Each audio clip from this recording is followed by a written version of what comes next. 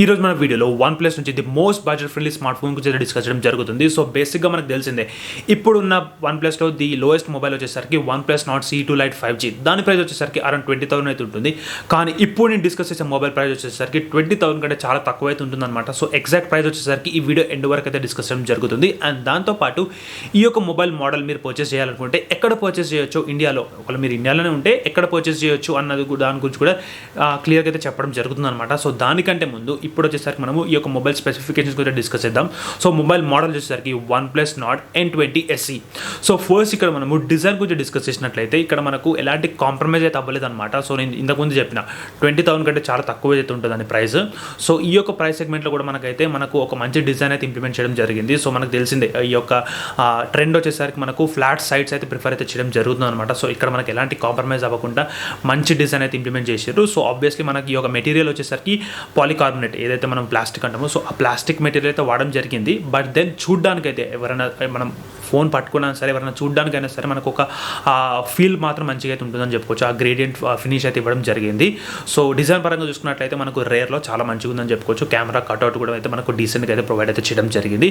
ఇప్పుడు మనం ఫ్రంట్లో డిస్ప్లే గురించి అయితే డిస్కస్ చేద్దాం. సో డిస్ప్లే వచ్చేసరికి ఇక్కడ మనకు కొంచెం డిసప్పాయింట్మెంట్ అయితే ఉంటుందని చెప్పుకోవచ్చు అనమాట. ఎందుకంటున్నా అంటే లుక్స్ పరంగా చూసుకున్నట్లయితే వాటర్ డ్రాప్ నాచ్ అయితే ఇవ్వడం జరిగింది. సో లైక్ పంచువల్ కెమెరా అని ఎక్స్పెక్ట్ చేస్తాము. ఎందుకంటే OnePlus వచ్చేసరికి ఇలాంటి చిన్న చిన్న డిఫరెన్సెస్ని వాళ్ళు ఇలాంటి చిన్న చిన్న ఏదైతే స్పెసిఫికేషన్స్ కానీ డీటెయిలింగ్ అయితే ఉంటుందో సో దాన్ని వాళ్ళు తక్కువ అయితే చేసుకోరు. కానీ ఇక్కడ వచ్చేసరికి మనకు వాటర్ డ్రాప్ నాచ్ డిస్ప్లే అయితే ఇవ్వడం జరిగింది. సో ఇది ఒక డౌన్ గ్రేడ్ అని చెప్పుకోవచ్చు అనమాట. పర్లేదు వాటర్ డ్రాప్ నాచ్ ఉందని ఏముంది, డిస్ప్లే బాగుంటే పర్చేస్ చేయొచ్చు కదా అన్న ఒక థాట్ అయితే ఉంటుంది. సో ఇప్పుడు మనము డిస్ప్లే స్పెసిఫికేషన్స్ కూడా డిస్కస్ చేద్దాం. సో ఇక్కడ వచ్చేసరికి మనకు 6.56 ఇంచ్ HD+ డిస్ప్లే అయితే వాడడం జరిగింది అనమాట. HD+ కూడా కాదు, AMOLED ఇంకా 120Hz 190Hz రిఫ్రెష్ రేట్ పక్కన పెట్టేసినట్లయితే కనీసం basic requirement full HD+ display అయితే కూడా లేదనమాట. ఇక్కడ వచ్చేసరికి మనకు HD+ డిస్ప్లే అయితే వాడడం జరిగింది. సో ఇక్కడ చాలా పెద్ద డౌన్ గ్రేడ్ అని చెప్పుకోవచ్చు.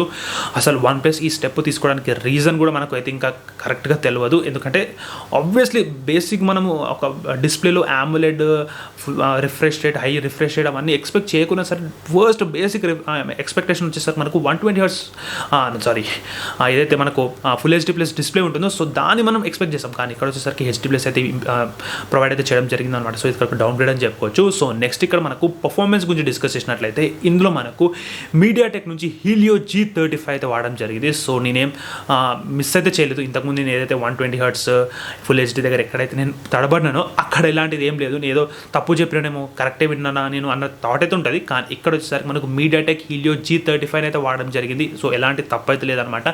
ఇదే ప్రాసెసర్ అయితే వాడడం జరిగింది. మనకు అరౌండ్ 9,000 10,000 మొబైల్స్లో కూడా మనకైతే చాలా బ్రాండ్స్లో ఈ యొక్క ప్రాసెసర్ అయితే వాడడం జరుగుతుంది. సో OnePlus ఈ యొక్క ప్రాసెసర్ని ఇంప్లిమెంట్ చేయడానికి మెయిన్ రీజన్ వచ్చేసరికి ఆబ్వియస్లీ కాస్ట్ కటింగ్ అండ్ మెయిన్గా అసలు ఎవరిని టార్గెట్ చేస్తారో ఈ వీడియో ఎండ్ వరకు అయితే చెప్తానమాట. అది కూడా ఇంక్లూడ్ అయితే చేయడం జరుగుతుంది.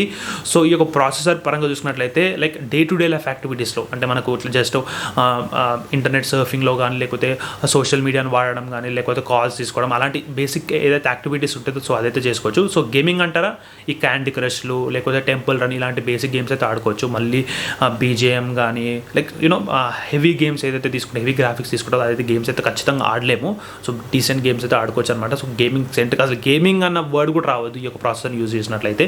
సో ప్రాసెసర్లో కూడా మనకైతే డౌన్ గ్రేడ్ అయితే చేయడం జరిగింది చాలా మటుకు. సరే ప్రాసెసర్ బాగాలేదు, డిస్ప్లే బాగాలేదు. ఇప్పుడు కెమెరా అన్న బాగుంటుందేమో, ఎందుకంటే కెమెరా వాడే వాళ్ళు చాలామంది ఉంటారు. యూట్యూబ్ వీడియోస్ తీయడానికైనా సరే లేకపోతే ఏదైనా ఫోటోగ్రఫీకి అయినా సరే యూజ్ ఉంటుందేమో అన్న ఉద్దేశం అయితే ఉంటుంది. సో కెమెరా గురించి డిస్కస్ చేద్దాం. సో కెమెరా వచ్చేసరికి మనకి ఇక్కడ రేర్లో చూసుకున్నట్లయితే 50+8 మెగాపిక్సెల్ సెన్సార్ని అయితే ఇంప్లిమెంట్ చేయడం జరిగిందనమాట. సో ఇది మనకు అంత క్రేజీ కెమెరా సెటప్ అని చెప్పుకోలేము. సో మనము ఏదైతే సెకండరీ సెన్సార్ అయితే ఉంటుందో సో దాన్ని పక్కన పెట్టినట్లయితే ప్రైమరీ సెన్సార్ మీద మనం అయితే మోస్ట్ ఇంపార్టెన్స్ ఇస్తాం కాబట్టి ఇక్కడ మనకు 50 మెగాపిక్సెల్ ప్రైమరీ సెన్సార్ అయితే ఇంప్లిమెంట్ చేయడం జరిగింది. సో ఇది మరీ వర్స్ట్ అని చెప్పలేము, అట్లా అని చెప్పి ది బెస్ట్ సెన్సార్ అని చెప్పుకోలేము అనమాట. సో యావరేజ్ అని చెప్పుకోవచ్చు, ఖచ్చితంగా యావరేజ్ లేదంటే స్లైట్లీ అబవ్ యావరేజ్ అయితే ఉంటుంది ఈ యొక్క ప్రైస్ సెగ్మెంట్లో ఏదైతే మనకు అవుట్పుట్స్ వస్తాయో.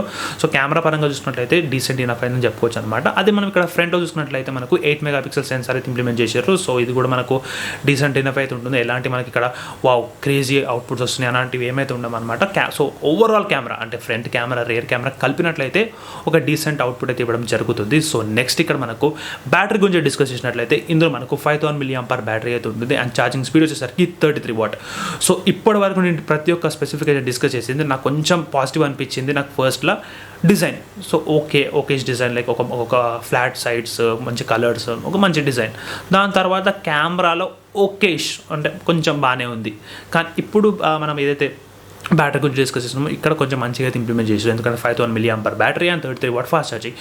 సో నాకు అర్థం కాదు, ఇన్ని కాస్ట్ కటింగ్ చేసి, అంటే ఇన్ని స్పెసిఫికేషన్స్ మనకు అంత తక్కువ ఇచ్చి, అంత వర్త్లెస్ స్పెసిఫికేషన్స్ ఇచ్చేసేసి మనకు ఇప్పుడు all of a sudden 5000 mAh battery 33 watt fast charging ఇచ్చేసి తీసుకోండి అంటే ఎవరైతే తీసుకోరు కదా. ఎందుకంటే primary one of the aspect మనం ఒక మొబైల్ కొనడానికి, కానీ మెయిన్ ఆస్పెక్ట్ అదైతే ఉండదు. సో ఖచ్చితంగా ఇది 5000 mAh battery and 33 watt fast charging ఇచ్చినందుకు ఎవరైతే ఇంత మంచిగా ఇచ్చారని పర్చేస్ అయితే చేయరు కదా. ఎందుకంటే ఆబ్వియస్లీ మనకు మిగతా స్పెసిఫికేషన్స్ అంత బాగాలేవు, అసలు వర్స్ట్ అని చెప్పుకోవచ్చు.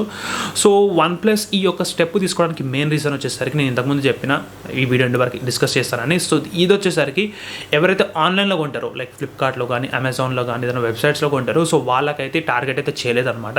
జస్ట్ ఈ యొక్క మొబైల్ వచ్చేసరికి మనకు ఆఫ్లైన్ మార్కెట్స్లో అయితే టార్గెట్ అయితే చేయడం జరిగింది.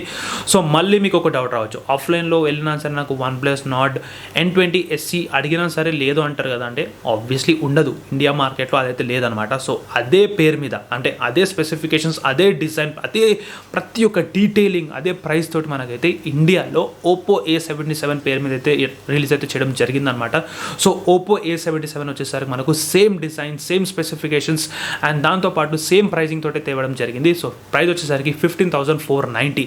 సో ఇండియాలో మీరు ఇదే ఇప్పుడు ఇంతకుముందు డిస్కస్ చేసిన OnePlus Nord N20 SE mobile కొనాలి అనుకుంటే మాత్రం ఇండియాలో జస్ట్ పేరైతే డిఫరెన్స్ ఉంటుంది అనమాట. ఏదైతే మనకు అక్కడ OnePlus ఉంటుందో, అంటే ఇంతకుముందు నేను తీసుకొచ్చిన OnePlus మొబైల్ స్పెసిఫికేషన్ ఏదైతే ఉందో, సో అది వచ్చేసరికి మనకు అమెరికాలో కానీ యూరోప్లో కానీ ఇలాంటి కాంటినెంట్స్, ఈ 2 కాంటినెంట్స్లో అయితే మనకు రిలీజ్ అయింది. సో ఇండియాలో వచ్చేసరికి మళ్ళీ అదే రిలీజ్ చేయకుండా జస్ట్ మనకు తెలిసింది కదా చైనీస్ మొబైల్స్లో ఎట్లుంటుందో, OnePlusది ఓప్పోది OnePlus ఎంఐది పోకోది ఎంఐ ఇట్లా కాపీ అయితేనే ఉంటుంది, అటు ఇటు రీబ్రాండింగ్ అయితే జరుగుతుంది. సో ఇక్కడ కూడా మనకు అలాంటి రీబ్రాండింగ్ అయితే జరగడం జరిగిందనమాట.